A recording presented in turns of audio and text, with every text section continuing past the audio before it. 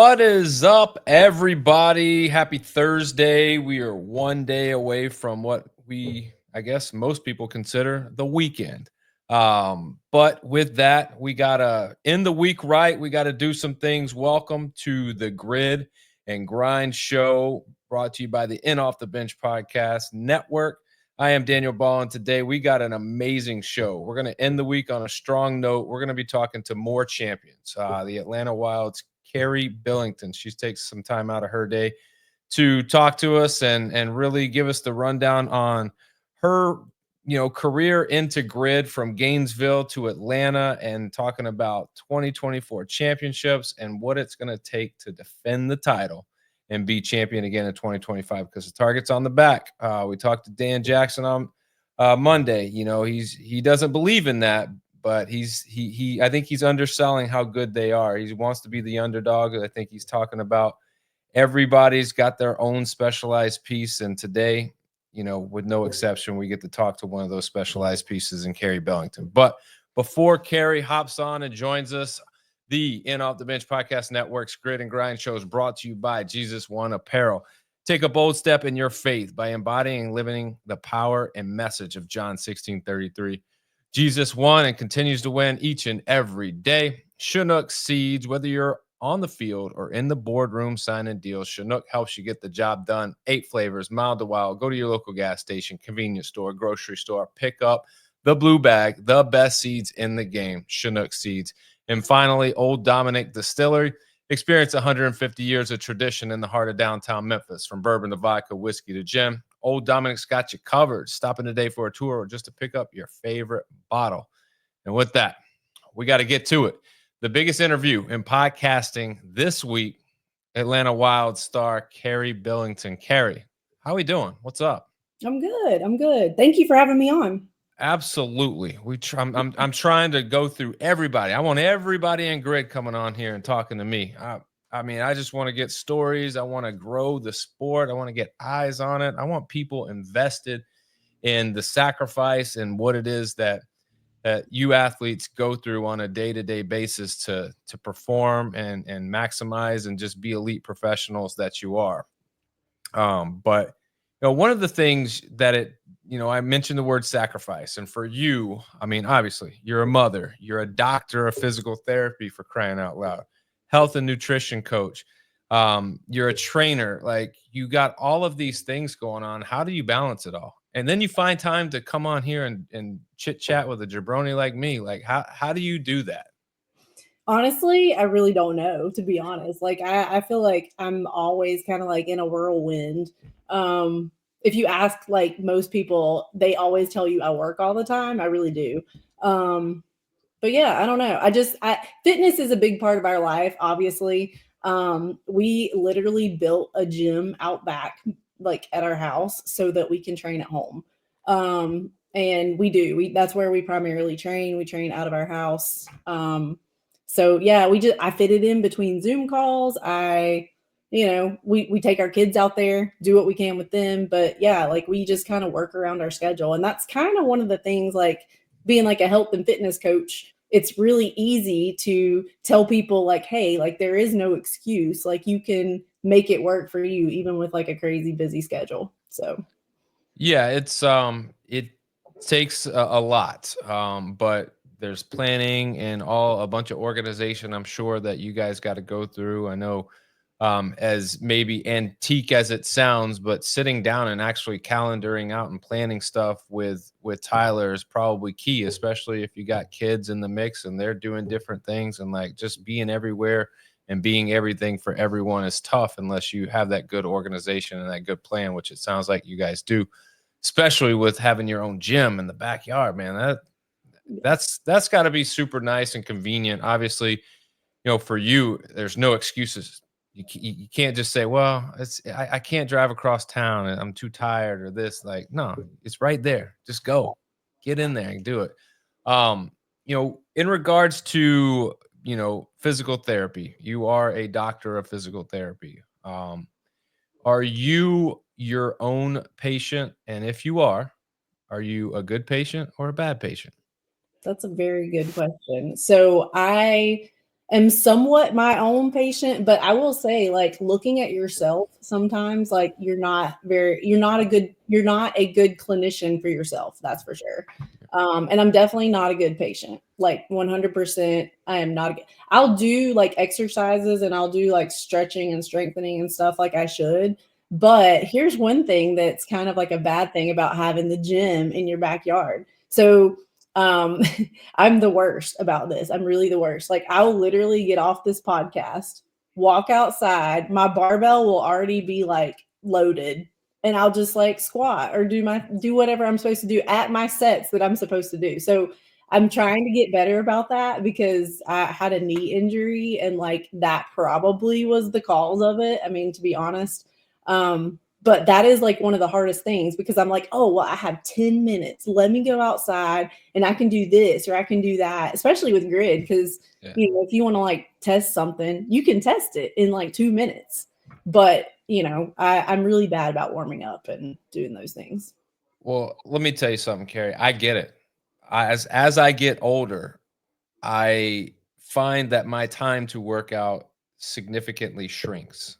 And I have 2 kids, so now that time is even more shrink. And so when you look at that, like something has to give and something has to go in the workout. And a lot of times it's warming up and prep. I'm just like, well, I'll just start moving and that'll be what it is.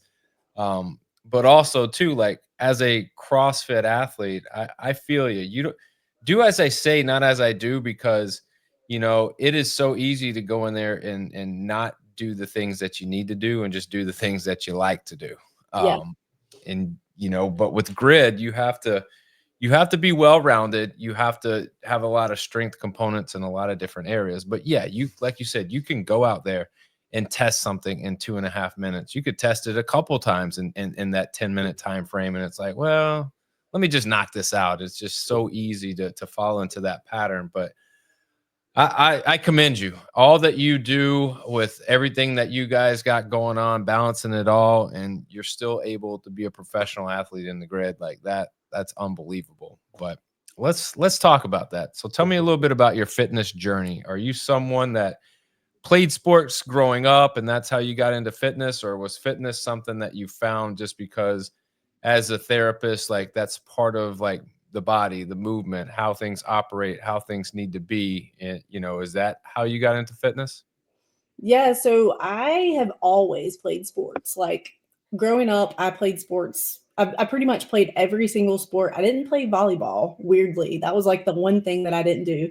But I did like I did softball, was big into softball, big into cheerleading, big into soccer for just a little bit. I played basketball for a little bit with that. That wasn't like I wasn't great at basketball, but that was like a thing. Literally, I played like everything, tennis. I was also I was competitive with horseback riding, which is kind of weird, but did that for a while. So I like really did a little bit of everything. But I grew up with horses and kind of like on a horse farm. So I feel like I've always had exercise in my life, and like I like grunt work type stuff. Like I like that kind of thing. I mean, like I like had to carry hay bales all the time and stuff like that, and that was just like something that you did. We did. I didn't even think about it. So I kind of had that as background. And then like college was mostly like cheerleading. You kind of had to choose because it was just like so much that you had to do with it. But I did like all-star cheerleading, which is like where you go and compete and do all that. Then I cheered for like school, and then I did college cheerleading and stuff. So kind of got really big into that. And I love like stunting and doing things like that. So I guess it kind of relates to grid because it's kind of like a performance based kind of thing, maybe. So kind of like that. But then I guess in maybe like 2015, I got into CrossFit. And it's kind of funny. Like one of my friends got me into CrossFit, and like she like set me up to come and then didn't show up. So it was kind of funny that's kind of how I started out with CrossFit. Everybody has that story about CrossFit, and it's always unique to them. For you, obviously, you're talked into going, or paid to go, or strong arm to go, and your friend doesn't even show up. Yeah. At that point, were you just going? you could have easily turned around and walked out the door or not went, but you decided to go. Would you say like I would say like in the course of like your fitness journey, there are like these moments in time where you go, man, that completely changed my trajectory of fitness. Is that one of those times for you by deciding to stay and just go without her? Yeah, for sure. I mean, I like CrossFit gyms are so different too. Cause like I grew up with my mom going to the gym too. I mean, we didn't know what we were doing because she never had like a fitness background. It was like we were going to get skinny kind of thing. So like we would walk on the treadmill and just like stuff like that. But yeah, when I walked in there, I'd never really touched a barbell. I mean, in college I did some, but not like clean and jerks, not snatches, nothing like that. It was all just like squats, deadlifts, those kind of thing. So yeah, that definitely changed everything. And everybody's so welcoming in a CrossFit gym. It's not like a traditional gym. So that was like huge for me. And then my second workout, we did Fran on roids is like the name of it. And it was like the 21, 18, 15, whatever it was. And I like they tried to get me to scale it and I wouldn't scale it. And so I basically got rhabdo. And then after that, I was like sold. I was like, this is hard. I'm gonna do this every day. I'm lit like you I say this and I joke most of the time by saying, everyone goes, into CrossFit and they die a couple times during their first workout but then they come back the next day. And Yeah. then you actually almost died in your second workout. So like what what was it about it that made you go back? Because that could completely like detour somebody from wanting to even continue with that going, I just want to work out and work hard. I don't want to have any medical issues that come from me just getting after it. Yeah. Well, so I was in PT school at the time. So that was one thing. Like I was very much aware of what I did to myself.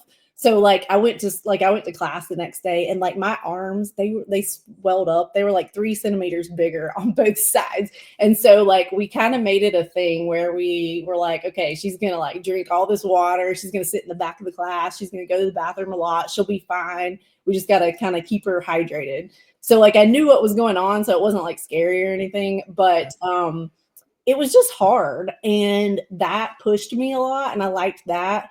And then I kind of liked the fact that like guys and girls were like, doing the same workout and stuff. I thought that was cool. But yeah, so Tyler and I both started out in the same CrossFit gym and we were at CrossFit Hickory. That was like, I think one of the first CrossFit affiliates in North Carolina, I believe. But the guy that owned it, he's very old school CrossFit. His name is Kent Stamey. We really owe a lot to him, like getting us Yeah. started. But he was like the old school CrossFit guy, like, oh, you can't lift that. Well, you just keep trying until you can. Like it was like kind of like that. Yeah.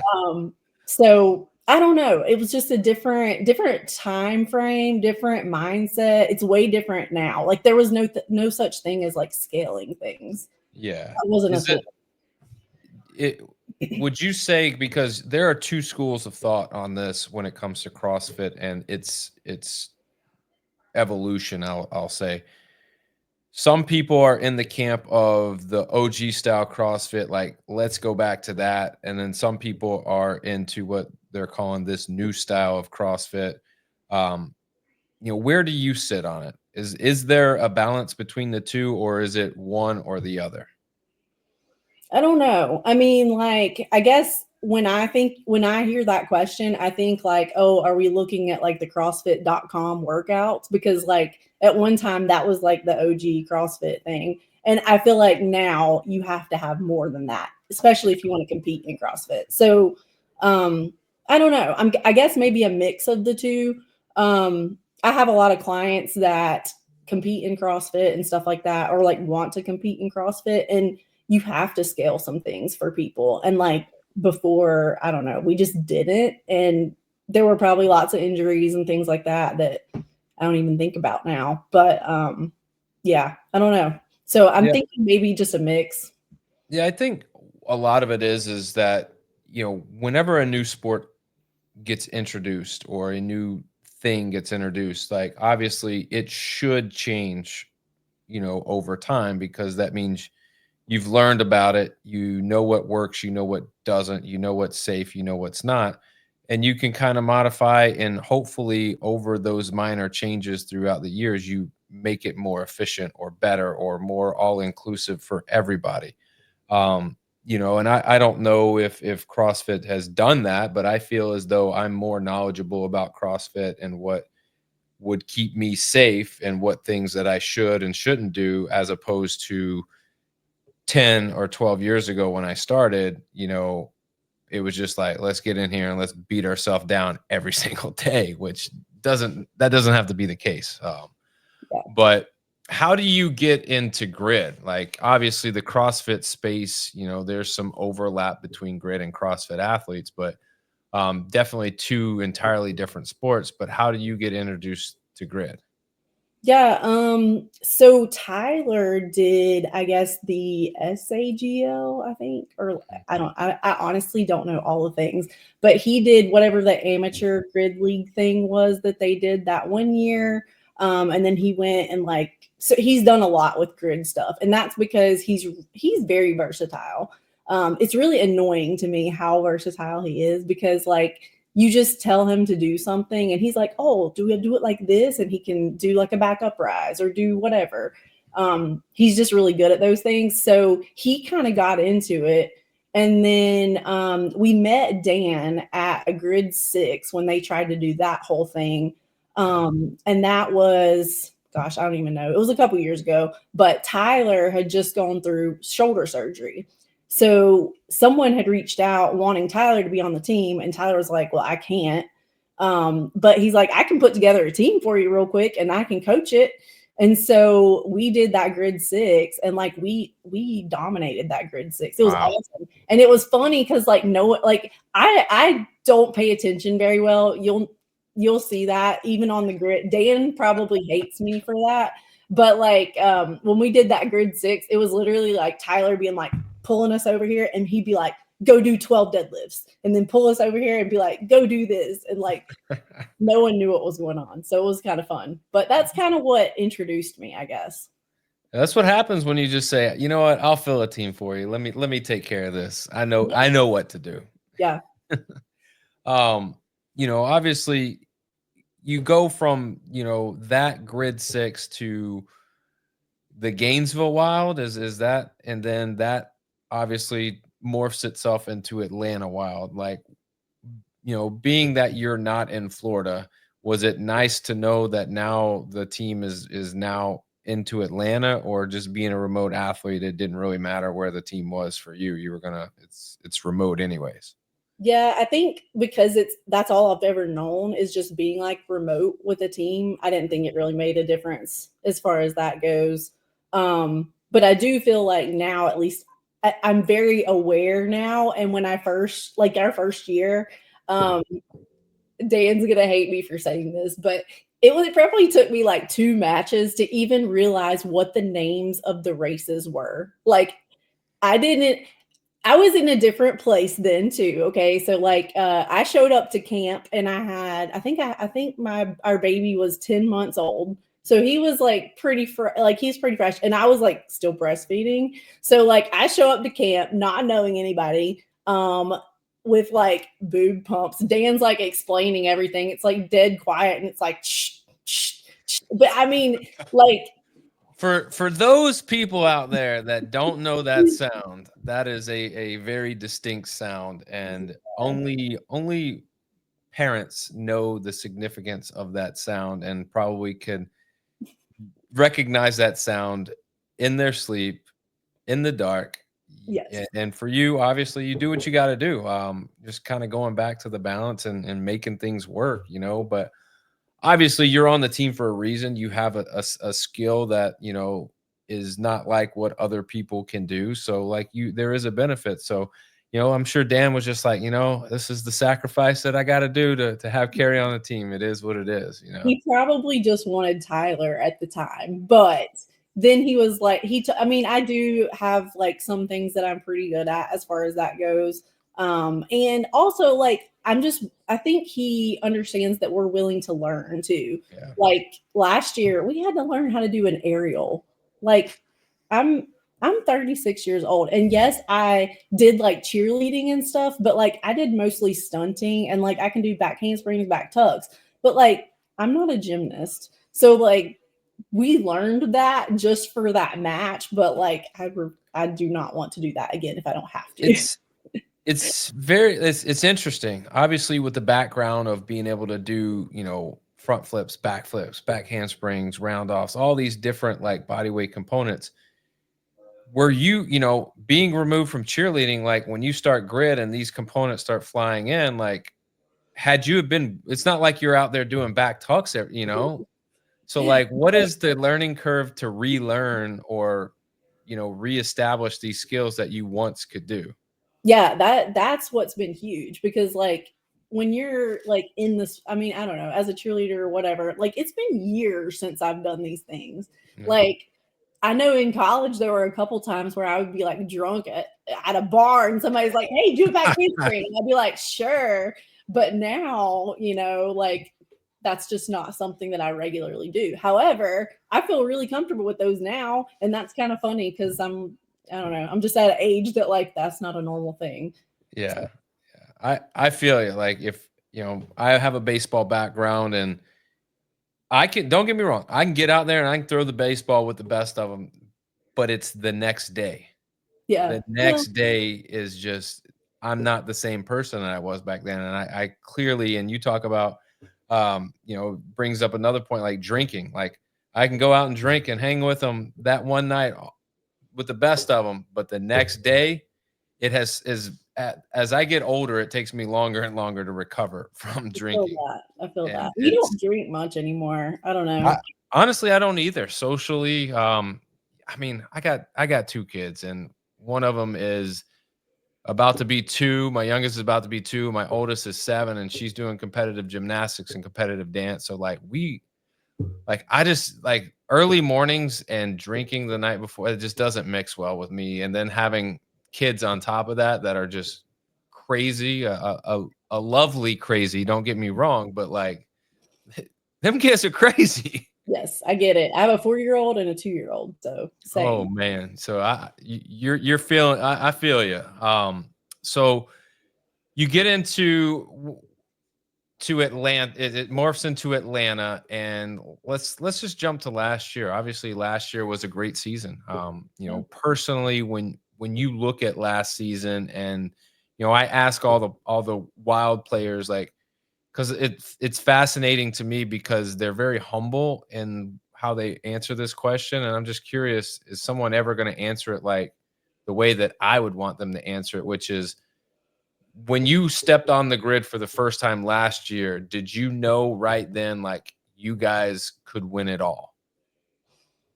Honestly, no. I mean, I don't know. Like, first of all, I'm not like a shit talker. That's just not me. But at the same time, one thing that I've really learned with grid is like you can have a bomb ass team, but you go out there and like get a few no reps, and the whole match is like Yeah. the tone for the match and everything is just like shut down. So no, I wouldn't say that I was like, yes, we're gonna win it all. Now I feel like we had the talent. Yeah. I mean, we have like some amazing players for sure. Like we definitely had the talent. So we just all like we did our jobs and everybody just did what they were supposed to and everybody came together so well. That was what was cool about last year.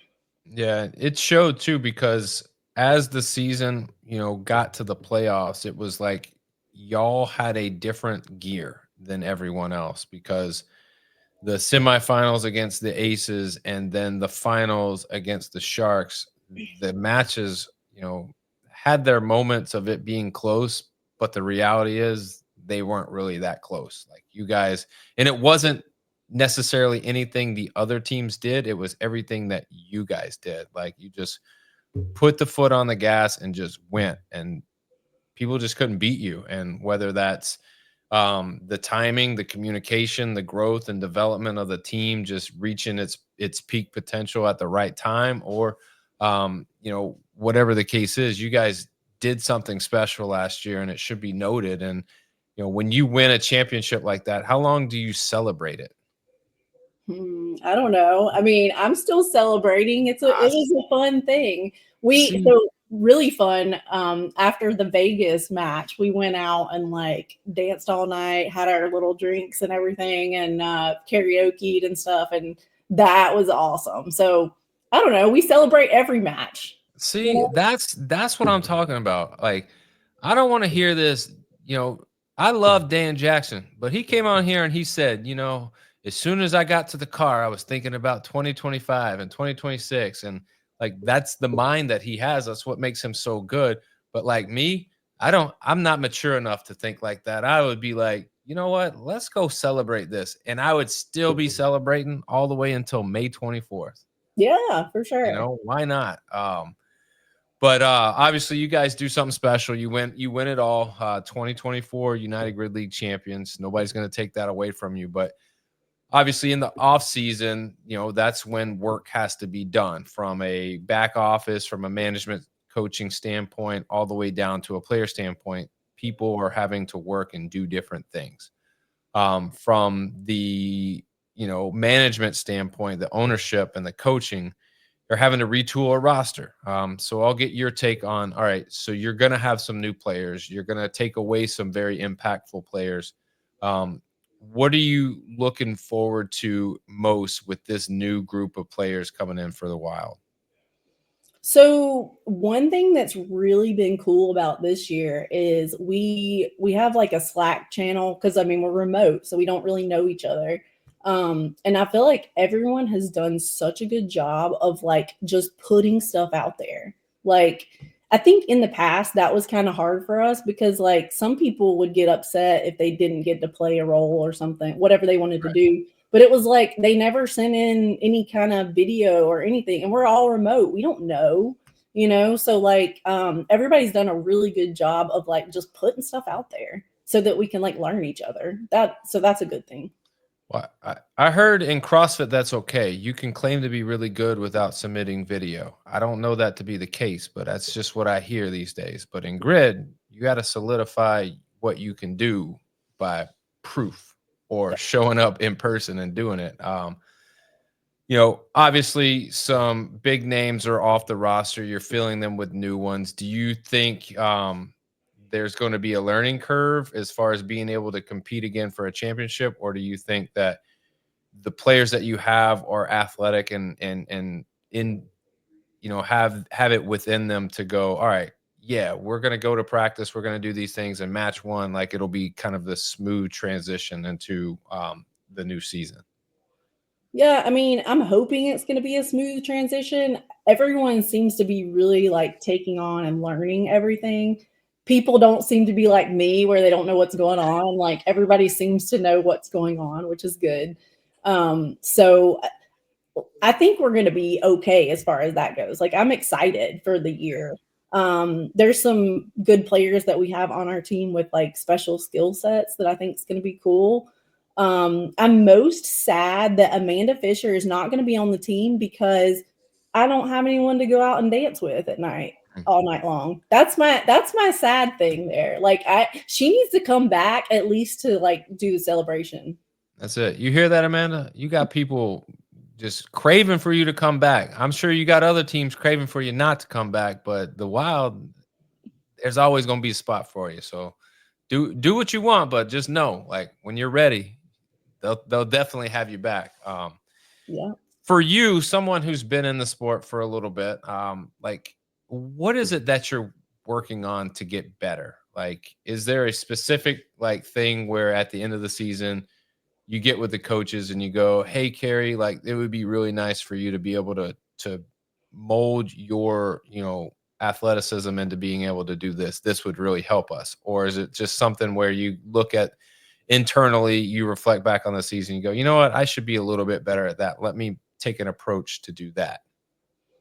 Kind of both. I mean, I definitely need to get stronger. That's my thing. I'm gonna be one of the smaller athletes on the field. I try to get stronger and I try to gain muscle and everything, but then it's like, okay, I have the knee thing, have this, have that. I'm like, I have things that come up, it seems like, and then it kind of like sets me back a little bit. But strength is definitely something that I need to be better at. And then that would help me be more of a utility player instead of just a body weight specialist. So Yeah. that's kind of I think I've talked to Dan about that too. Like that's what I need to work on. When have you guys started practicing? Like obviously you're remote, but no practicing yet. When do you think you guys will start flipping that switch? Because I don't know, we're about a month and a half away from Miami, and so like when does that switch flip to all right, we got to practice and we got to start adding some intensity and communication and get all these things hammered out. Yeah, I mean, we're gonna go to camp May 3rd that weekend. And so then I guess we'll meet everybody and then probably like nail down what we need to work on. And that's not a big turnaround time for our first match. But it is what it is. We are remote. I mean, we definitely can just work on the things that we can by ourselves and send in videos and things like that. And that's what we've been doing. But just as far as like actual practice, not really.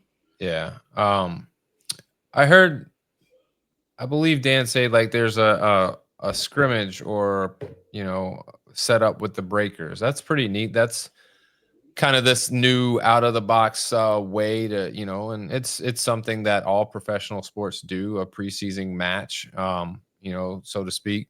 Um, did you say you guys were going to be there in person or? Yeah. Yeah. So I like the idea of that, but it's gonna be kind of funny because we're gonna like meet everybody on Friday and then like I guess scrimmage on Saturday. So, but I mean, it like when you do that, you'll actually learn as you go. So, Yeah, it is what it is.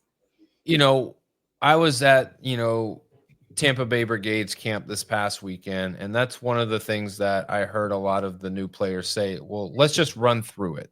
Let me see what it looks like. Let me get an idea of what it feels like. Then I'll have a better idea of what my capabilities are.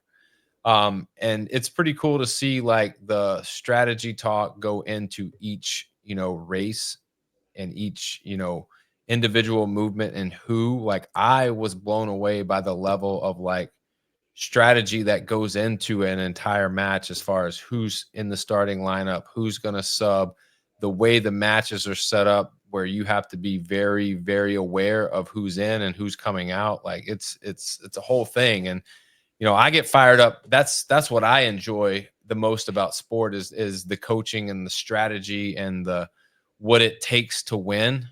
The competition is great. Like I get that. I love that, but I do like the game within the game, so to speak. That makes sense. But for you guys, um, May 24th, you got the Sharks. Is there any expectations that you guys are placing on that match, knowing it's a rematch of the championship, and they're probably, a little bitter about that, or at least I would, or is it just we're going to go out there and we're going to control what we can control and do what we can do, and whatever happens, happens. Yeah, I think that's kind of our attitude because I mean, we are going to be a new team. So it's not really the same situation. And then we also are going to be a brand new team. So, just everybody has different styles of communication. And I think everybody has different like expectations sometimes too, as far as like what to expect when they go to a match. I'll be honest, like I wasn't like when I first started doing grid, you think, oh, you just do these couple movements and it's fine. But the adrenaline dump that you get is so different than like it's not like CrossFit at all. It's not. Yeah. So that adrenaline dump, like it's going to be interesting to see how these players that are new, how they take that and how they do with it. So Yeah. it's totally a new match. It's totally like the Sharks are definitely set up in a good way because they have done this and they have pretty much the same team from what I understand. I don't really know, but I know they pretty much have the same team. So they're in a good position as far as that goes. They just need to like clean up whatever mistakes they made when we played them. Yeah, and that's tough to really, you know, put out there as far as like having like being able to do better than what you did last year, because when it comes to, like you said, faults, like that one fault can make or break a race, Yeah. and especially in regards to points, it could be the matter the difference between 1 point or 2 points, or 2 points and not finishing. And any little thing, any little misstep, any lack of communication is huge. And that's kind of where I want to take the conversation to next is, with a small regular season of just 4 matches, like, is there pressure to go out in this first match and win? Or like you said, it's no, we're going to control what we can control and go out and let winning be the byproduct of us working really hard. Yeah, I mean, I think the expectation is always to try to win. Right. But like Dan puts in the work as far as like the strategy goes and all that kind of stuff. And as long as we do what we can do and do our jobs, then there's not much else that we can control as far as that goes. I think the big thing too is just like with new people too, they have to have clean reps. Yep. So you can move really fast with a barbell or something and not stand up or not do this or not do that. And like Ingrid, they're going to call you out. And sometimes you're going to have no reps that we have no idea why it's no rep. Like that happens sometimes, but you just kind of have to like roll with the punches. So yeah, I don't know, just kind of controlling what you can and then just seeing how everyone responds to that. Because say you go out and you lose the first race, is that going to put you in a mentally bad place to where you just throw the rest of the match out? I mean, like you got to be able to look past that too. Yeah, definitely. You got to have a short-term memory when it comes to stuff like that, especially with the speed at which grid moves. Like even from like if you drop one race, you can't think too much about it. Even like an echo where you're resetting and going very quickly. If you lose the first echo, you can't think about it. You got to know what you did, know why you lost, and make sure you don't do that again in the next one, and just keep it moving. Because if you're harping on what you did 45 seconds ago, it's going to take away with what you can do in that particular 45-second interval. But last question before I let you get out of here and carry on your day. Would you say this is a true or false statement? Tyler Billington has the best mustache in the United Grid League. True or false? Okay, this one's a hard one for me because I want him to shave his mustache, but I'm going to just go ahead and say, because he's my husband, it's true. Especially when he twirls it. I'm telling you, that is, he could put on a master class of mustache etiquette. Like he's got it going on. And what is it about the mustache? You just not your thing? You don't? I don't know. He never had that before, and then now it's the thing, and like I don't think it's going away anytime soon. But maybe it gives him strength. I don't know. He's getting really strong. Maybe. I mean, he's a firefighter, right? An EMT. So like, is that in the atmosphere or in the realm of being a firefighter or EMT is to have a nice lip broom? I think it's like a checklist or something that they have to have it. They have to check it off. That has to be a thing. I don't know. I mean, I feel like that would be a fire hazard. Like we gotta take care of that face there, Tyler. You can't be having things catch ash and catch on fire. But no, I'm impressed. I really am. And I want you to tell him, like, I tip my hat to him on his mustache and how he takes care of it, because I agree. Best mustache in the game, hands down. So who knows, maybe in May we look at him and it's gone and you had some influence on that, or he was real tired one night and you did what you had to do. I don't know, but he shaved it, I guess, before No Shave November again this year, and then like let it regrow. Oh man. Well, hey, I appreciate a nice mustache because I clearly can't grow one. So that's where I said anybody who can't always is envious of those who can. So yep. But Carrie, before you bounce, anything you want to plug or promote? I have actually really enjoyed taking Lubricin. So it seems to be helping.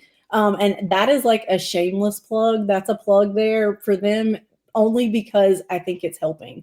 So that's like a true and honest opinion. But Let me yeah, tell you something about Lubricin. I didn't know anything about Lubricin until I got into Grid, and everybody is a fan of Lubricin. Everybody's taking it. Everybody, is just it's unbelievable results that they're seeing and feeling from this magic formula. I don't know what it is. I don't know what's in it. I would love to sample some because I was gonna everyone's like, ask if yeah, you tried it. No? I know I haven't. I need to because everyone claims like I feel like I could feel 10 years younger. And if that's the case, let's go. Give me that. So it's the weirdest consistency ever. It's really weird. It's very weird. And I was like very skeptical because it's like hyaluronic acid and it's like glycerin. So I'm sitting here thinking, okay, you take something like that, that's like a diarrhea bomb. I don't know. Yeah. But it doesn't seem to be. And if you absorb it, it makes sense that it would work. Look, you can say what you want about the consistency. I'll eat bricks. I will. I'll eat bricks if they tell me it's gonna make me feel younger. Let's go. And Lubricin, I don't know if you're out there and you hear this, but like send me some over because I will sing your praises. I promise you that. But Carrie, I appreciate the time. I'll let you go. Enjoy the rest of your weekend. Tell Tyler we said what's up. We'll get with him soon. Best of luck this season. Stay, injury free. Have a lot of fun, and hopefully you guys have another magical season. I'll bring you guys back on, and we'll talk about it. Yeah, sounds good. Thank you for having me on. Absolutely. That is Carrie Billington, everybody. If you like hearing Carrie's story, or you just like hearing average Joe's talk X's and O's, please like, share the podcast on Facebook. Head over to YouTube, do 3 things. Like, subscribe, notifications. That way you're one of the first to know when new content is being dropped. We're dropping it all the time. So be aware of that. So make sure you're there. Finally, hey, just hope everybody has a good weekend. Wild Wars in Tampa this weekend. Shout out to all the athletes that are involved with that. Do your thing, show out, and make sure you have a lot of fun while you're doing it. And with that, I'll see everybody next week. Got a stellar lineup next week. Monday, more Atlanta Wild with David McKellar. Tuesday, we got the Tampa Bay Brigades, Rebecca Rouse. And then on Wednesday, we're talking to the Sharks, Jesse Kuhlman. Hey, y'all be good. If you can't be good, be safe. And as always, remember, strong body, sharp minds, grit and grind all the time. We're out.